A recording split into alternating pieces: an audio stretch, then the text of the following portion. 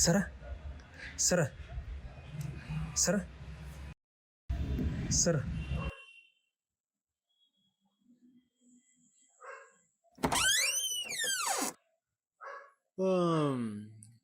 ಯಾಕಪ್ಪ ತಮ್ಮ? ಶಾಂತು ಕಾಕರ್ ಲೆಟರ್ ಕೊಟ್ಟು ಕಳಿಸಿದ್ರಿ. ಹೌದಾ?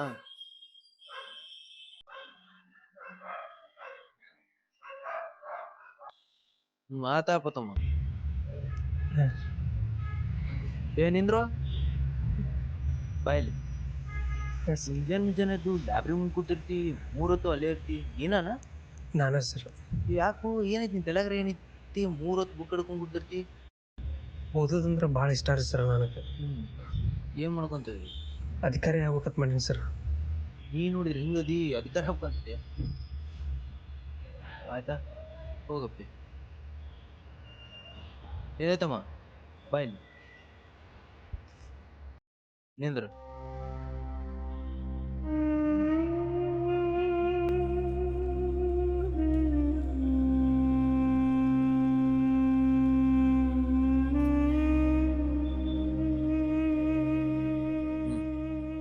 ಈ ಚಾವಿ ತಗೋ.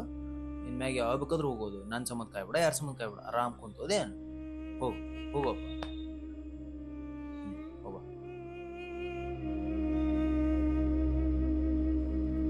ಕಡ್ಲಿದ್ದವ್ರು ಹಲ್ಲಿರಲ್ಲ, ಹಲ್ಲಿದ್ದವ್ರು ಕಡ್ಲಿರಲ್ಲ, ಬುಕ್ಕಿದ್ದವ್ರು ಓದಂಗಿಲ್ಲ, ಓದ್ಬೇಕನ್ನೋರು ಬುಕ್ ಇರಲ್ಲ.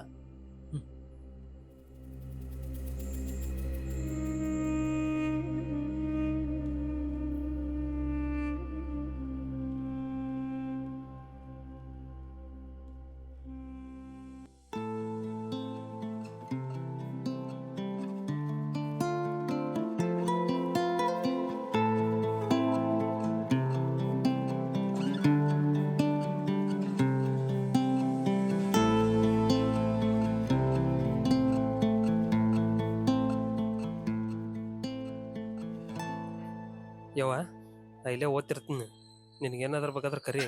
ಹಾಂ,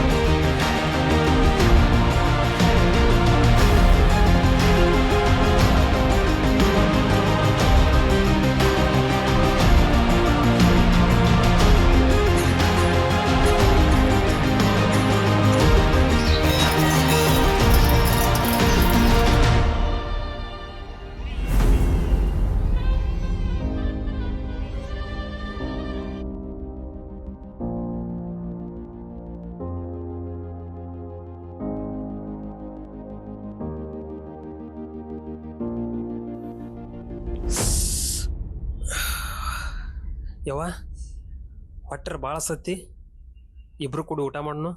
ನಿನ್ನೂ ಔಷಧ ಗುಳಿಗೆ ಅದಾವು ತೊಗೊಳಕತ್ತ. ಎಷ್ಟೊತ್ತನ ಮುಕ್ಕೊತ್ತಿ ಹೇಳ, ಇಬ್ರು ಕೂಡ ಊಟ ಮಾಡೋಣತ್ತ. ಎಲ್ಲ ನೋಡ, ಸಣ್ಣ ಹುಡುಗರತ್ತೆ ನೀರು ಚೆಲ್ಲಿ ಒರೆಸ್ತೇನೆ, ನಾನು ಊಟ ತರ್ತಂತ ತಡಿ.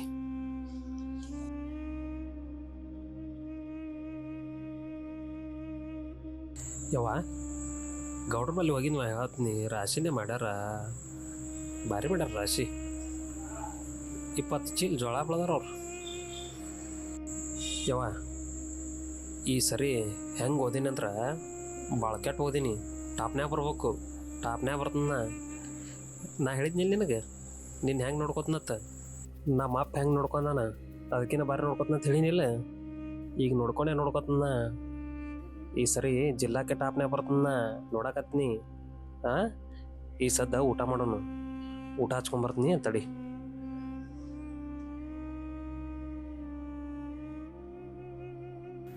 ಯವ್ವ, ಏನು ಬೇನಿ ಏನೋ ಮಕ್ಕೊಂಡಿಲ್ಲ. ನೋಡ, ಕೈಗೆ ಹಂಗೆ ಯಾಕೆ ಇಟ್ಕೊಂಡು ಮಕ್ಕೊಂಡು ತೆಗಿ ಕೈ.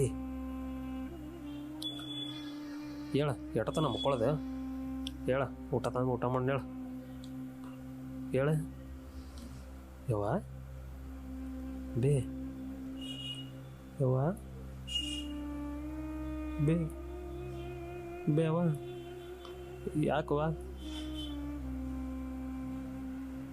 ಯವ್ವ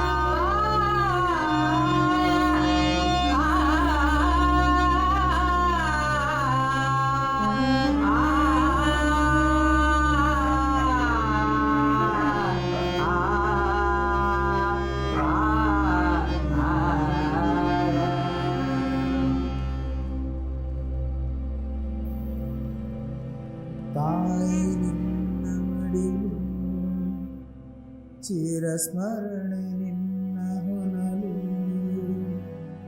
ಕಾತರಿಸುವ ಕರುಳು ಮರೆಯಾಗಿದೆ ನೆರಳು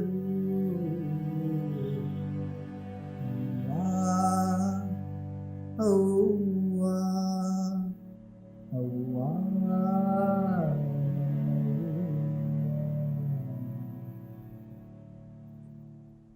ಜಗದೊಳಗೆ ಜೀವಿಗಳಿಗೆ ಜನ್ಮ ನೀಡು ಜೀವಿ ನೋಡ್ ಶಾಂತಕ್ಕ ಇದ್ದೊಬ್ಬ ಮಗನಿಗೆ ಪರದೇಶಿ ಮಾಡಕ್ ಹೋಗ್ಬೇಡ. ನಿನಗ ಡಾಕ್ಟರ್ ಹೇಳ್ಯಾರಿಲ್ಲ ಭಾಳ ದುಡಿದಪ್ಪ ಅಂದ್ರ ನೀನ್ ಭಾಳ ದಿನ ಬದುಕಂಗಿಲ್ಲ ಅಂತ. ನೋಡಪ್ಪ ನಾಗಣ್ಣ ಹಂಗನಾಕ್ ಹೋಗ್ಬೇಡ. ನಾ ದುಡಿದ್ ಬಿಟ್ನಿ ಅಂದ್ರ ನನ್ನ ಮಗನ್ಗ ಕಲ್ಸಕ್ ಆಗಂಗಿಲ್ಲ. ಅವನ ದೊಡ್ಡ ಸಾಹೇಬನ್ ಮಾಡ್ಬೇಕಂತೇಳಿ ಅನ್ಕೊಂಡಿನಿ. ಅಲ್ಲೇ ಇಲ್ಲೇ ಮುಸುರಿ ಗಿಸ್ರಿ ತಿಕ್ಕಿ ನಾ ಅವ್ನ ಕಲ್ಸಾಕತ್ತೀನಿ. ಹಂಗ ಬರ್ಬೇಡ ಅನ್ಬೇಡಪ್ಪ. 10ನೇ ತಗ ಕಲ್ತಾನಲ್ಲ ಸಾಕಿನ್ನ ಎಲ್ಲಾರ ಕೆಲ್ಸಕ್ಕೆ ಕಳ್ಸು. ಬಲಿಸು ತಾಯಿ ಏನಿಲ್ಲ, ನಾಗಣ್ಣ ಕಡೆ ದುಡಿದ್ ಪಗಾರ ಇಸ್ಕೊಳಕ್ ಬಂದಿದ್ನ. ಹೊತ್ತು ಹೊತ್ತು ಕಂದನ ಎಂತ ನಿನ್ನ ಬಂಧನ ಮೊದಲು ನೀ ಮಮತೆಯ ಕರುಡಿಗೆ ಕರುಣಿಸು ವಾ ಅವ್ವಾ ಅವ್ವಾ ನನ್ನವ್ವಾ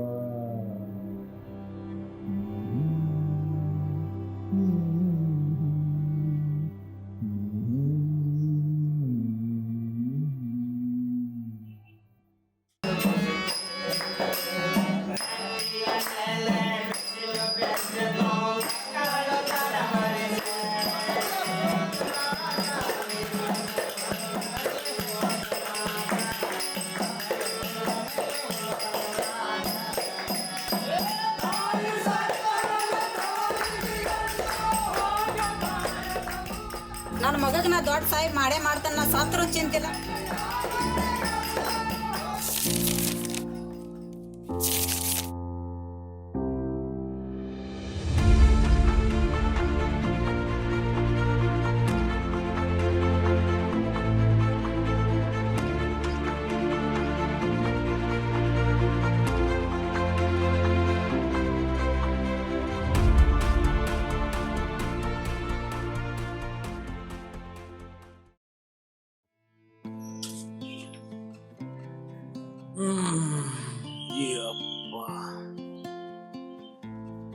ಏನಪ್ಪ ಇವತ್ತಿಂದ ಹೆಡ್ಲೈನ್? ರೈತ ಬೆಳೆ ಸಮೀಕ್ಷೆಗೆ ಚಾಲನೆ.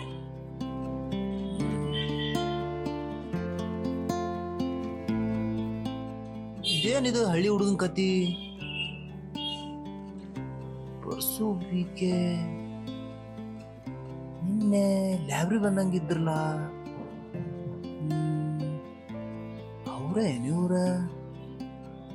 ಓ ಚಲೋ ಆತ, ಅವ್ರ. ನಾ ಅವಾಗ ಅನ್ಕೊಂಡಿದ್ದೆ ಸರಸ್ವತಿ ಪುತ್ರ ಬೆಳಿತಂಬಾಳ ಎತ್ತರ ಅಂತ. ಬೆಳ್ದ ಬಿಟ್ಟ ನೋಡ್ರಿ. ಈಗ ಕಷ್ಟಪಟ್ಟಿದ್ದಕ್ಕೂ ಸಾರ್ಥಕ ಆಯ್ತು ನೋಡ್ರಿ. ಅವ್ರ ವಾರ ಅವ್ರ ಮನೆ ತನ್ನ ಮುಂದೆ ತೊಗೊಂಬರ್ತಾನ. ಅದಕ್ಕೆ ಹೇಳುದು ಓದ್ಬೇಕಂತ ಹೇಳಿ. ಈಗಿನ ಹುಡುಗರ ಏನಪ್ಪ ಇದು? ನಮ್ ಬಸಪ್ಪನ ಮಗ IAS ಅಧಿಕಾರಿ ಆಗ್ಯದಲ್ಲ? ಹೌದನ್ರಿ?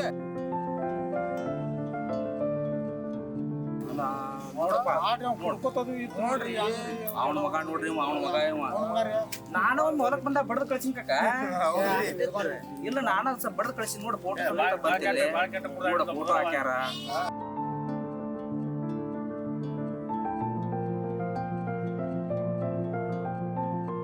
ಬಾಳ ಚಂದ ಓದ್ಯಾನಪ್ಪ ಇವ.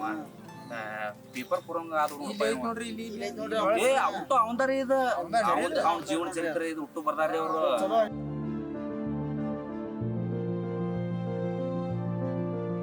ಮತ್ ನೀವು ನಾಳೆ ಓದ್ಬೇಕ್ರಿ, ಮತ್ ಬರೀ ಮಾಂಡ ಆಗ್ಬಾರ್ದು.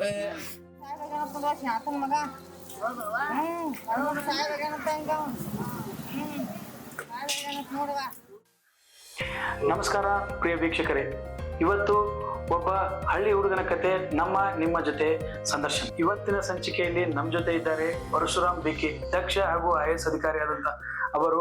ಅವರ ಜೀವನ ಹಾಗೂ ಬಾಲ್ಯದ ಬಗ್ಗೆ ನಮ್ಮ ಜೊತೆ ಹಂಚಿಕೊಳ್ಳಲಿದ್ದಾರೆ. ಬನ್ನಿ ಅವರನ್ನು ಮಾತಾಡ್ಸೋಣ. ನಮಸ್ಕಾರ ಸರ್. ನಮಸ್ತೆ ಸರ್, ನಿಮ್ಮ ಬಾಲ್ಯದ ಬಗ್ಗೆ ನಮ್ಮ ಮತ್ತು ನಮ್ಮ ವೀಕ್ಷಕರ ಜೊತೆ ಹಂಚಿಕೊಳ್ಳಿ.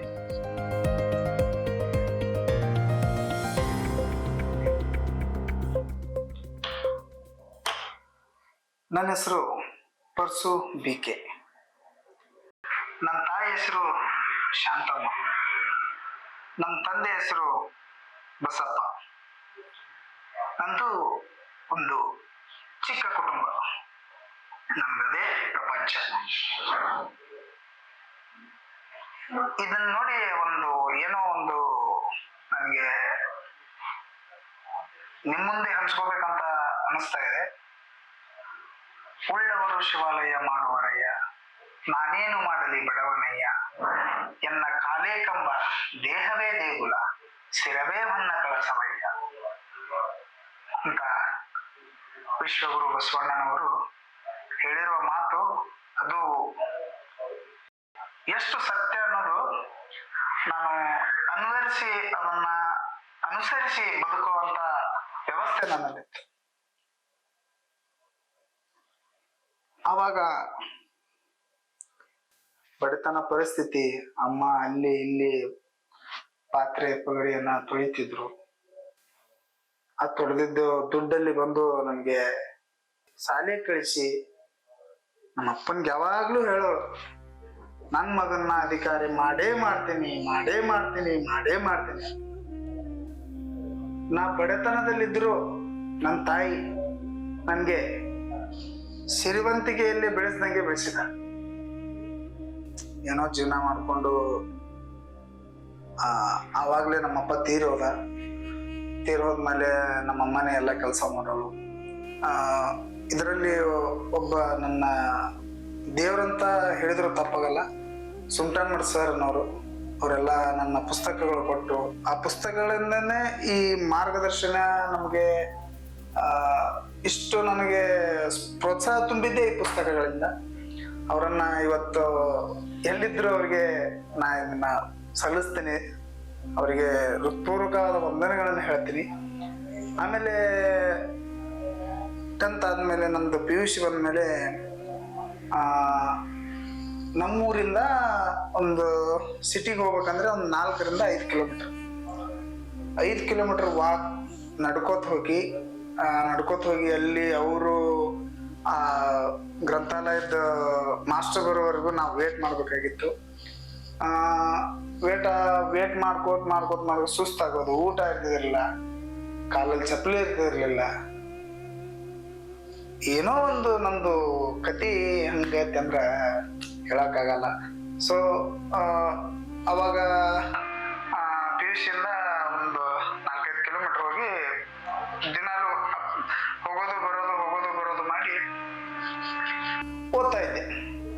ನನ್ನ ಸ್ನೇಹಿತನು ನನಗೆ ಭಾಳ ಸಪೋರ್ಟ್ ಮಾಡಿದ್ದಾನೆ, ಅವನು ನೆನೆಸ್ಕೋಬೇಕು.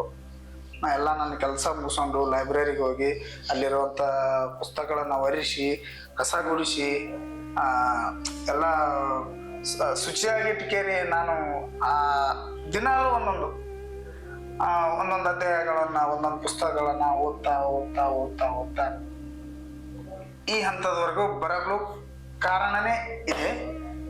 ತಾಯಿ ಅಂದರೆ ಯಾರಿಗೂ ಅದು ವರ್ಣನೆ ಮಾಡೋ ಪದಗಳಲ್ಲೇ ಸಿಗಲ್ಲ, ಅಷ್ಟು ನನ್ನ ಪ್ರೀತಿ ಮಾಡೋದು. ಇವತ್ತಿಗೆ ನಮ್ಮ ತಾಯಿ ಇದ್ರೆ ಅವಳು ಸಮಾಧಾನ ಮಾಡ್ಕೊಳ್ಳಿ ಸರ್. ಇರಲಿ ಸರ್. ಇನ್ನೊಂದು ಕೊನೆಯ ಪ್ರಶ್ನೆ, ನೀವು ಅಧಿಕಾರಕ್ಕೆ ಬಂದ ತಕ್ಷಣ ಯಾಕೆ ಹಳ್ಳಿಗಳಿಗೆ ಹಾಗೂ ಗ್ರಂಥಾಲಯಕ್ಕೆ ಪ್ರಾಮುಖ್ಯತೆ ಕೊಟ್ರಿ? ಯಾಕೆ ಕೊಟ್ಟೆ ಅಂತ ಅಂದರೆ, ಇನ್ನುವರೆಗೂ ನನ್ನ ಜೀವನ ಕಥೆ ನೀವು ಕೇಳಿದ್ರಿ. ಎಷ್ಟು ಕಷ್ಟಪಟ್ಟು ಇಲ್ಲಿಂದ ಎಲ್ಲಿಗೂ ಹೋಗಿ ಎಷ್ಟೋ ದೂರದಿಂದ ಓದ್ಕೊಂಡು ಬಂದು, ಅದೇ ಥರನಾಗಿ ಇನ್ನೊಂದು ಊರಲ್ಲಿ ಕೂಡ ನನ್ನಂಥವ್ರೆ ಅಲ್ಲೇ ಇದ್ಕೊಂಡು ಅಲ್ಲೇ ಅವರ ಜೀವನ ಉಪಚಾರವನ್ನು ಮಾಡಿಕೊಂಡು ಅಲ್ಲೇ ಕೆಲಸ ಮಾಡಿಕೊಂಡು ಬೇರೆಯಲ್ಲಿ ಹೋಗಿ ಅದನ್ನು ಅಭ್ಯಾಸ ಮಾಡಿ ಅದು ಅವರಿಗೆ ಕಷ್ಟ, ನನ್ನಂಥ ಕಷ್ಟ ಯಾರಿಗೂ ಬರಬಾರ್ದಂತ ನಾ ಗ್ರಂಥಾಲಯಕ್ಕೆ ಪ್ರಾಮುಖ್ಯತೆ ಕೊಟ್ಟಿದ್ದೀನಿ. ಇನ್ನೊಂದು ಹೇಳ್ಬೇಕಂದ್ರೆ, ಯಾವುದೇ ಹಳ್ಳಿಗಳಲ್ಲಿ ಇನ್ನು ಮುಂದೆ ಗ್ರಂಥಾಲಯಗಳು ಇಲ್ಲ ಅನ್ನೋ ಕೊರಗನ್ನ ನನ್ನಿಂದ ನಾನು ದೂರ ಮಾಡ್ತೀನಿ ಅಂತ ನಿಮಗೆ ಯಾವಾಗಲೂ ಸಾರಿ ಹೇಳ್ತೇನೆ. ನಮಸ್ಕಾರ ಪ್ರಿಯ ವೀಕ್ಷಕರೇ, ಇವತ್ತಿನ ಸಂದರ್ಶನದಲ್ಲಿ ನಮ್ಮ ಜೊತೆ ಪರಸು BK ಅವರು ತಮ್ಮ ಅನುಭವವನ್ನು ಹಂಚಿಕೊಂಡ್ರು. ಅವರಿಂದ ನಮಗೇನು ಗೊತ್ತಾಯಿತು ಅಂದರೆ, ಇವತ್ತು ಹಳ್ಳಿಗಳಲ್ಲಿ ಲೈಬ್ರರಿ ಗ್ರಂಥಾಲಯದ ಪ್ರಾಮುಖ್ಯತೆ ಎಷ್ಟಿದೆ ಅನ್ನೋದು ಇವತ್ತು ನಮಗೆ ಸಂದರ್ಶನದಿಂದ ಗೊತ್ತಾಯಿತು. ಅವರಿಗೆ ನಮ್ಮ ವಾಹಿನಿ ಕಡೆಯಿಂದ ಒಂದು ಪ್ರೀತಿಯ ಕಾಣಿಕೆ. Sir, thank you so much. ಅಜ್ಞಾನವೆಂಬ ಬಂಜರು ಭೂಮಿಯ ಹದಗೊಳಿಸಿ ಜ್ಞಾನವೆಂಬ ಬೀಜ ಬಿತ್ತುವ ಆಲಯ ಈ ಗ್ರಂಥಾಲಯ. ಸುಖ ದುಃಖಗಳೆಂಬ ಎಡಬಲದ ನೊಗಕ್ಕೆ ಹೆಗಲ ಒಡ್ಡಿ ನಡೆವ ಗಟ್ಟಿತನವ ಬೆಳೆಸುವ ಆಲಯ ಈ ಗ್ರಂಥಾಲಯ.